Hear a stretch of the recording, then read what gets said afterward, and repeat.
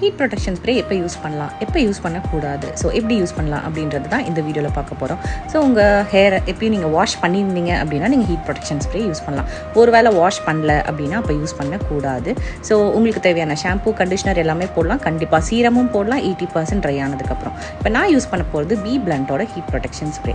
ஜென்ரலாக நம்ம இந்த மாதிரி ஹீட் ப்ரொடெக்ஷன் ஸ்ப்ரேஸ் யூஸ் பண்ணும்போது நம்ம யூஸ் பண்ணுறது இப்படி தான் யூஸ் பண்ணுவோம். ஸோ அந்த மாதிரி யூஸ் பண்ணுறது தப்பு. ஸோ இந்த மாதிரி யூஸ் பண்ணிங்கன்னா உங்களோட ரூட்ஸ்லேருந்து இந்த டிப் வரைக்கும் கவர் ஆகாது.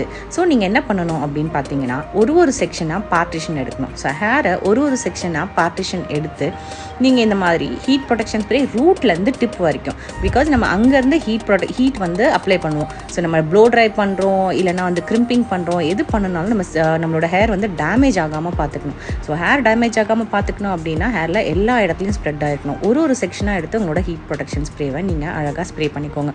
ஸோ ரூட்லேருந்து டிப் வரைக்கும் பண்ணும்போது உங்களோட கியூட்டிகல்ஸ் வந்து என்ன தான் ஹீட் பண்ணாலும் ஓப்பன் ஆகாது. உங்களோட ஹேரும் ஹெல்த்தியாக இருக்கும், டேமேஜ் ஆகாமல் பார்த்துக்கலாம். ஸோ உங்களுக்கு இந்த டிப் பிடிச்சிருந்தா இதே மாதிரி ஃபாலோ பண்ணுங்கள். கண்டிப்பாக ஹீட் ப்ரொடெக்ஷன் ஸ்ப்ரே இல்லாமல் எந்த ஹேர் ஸ்டைலும் பண்ணாதீங்க.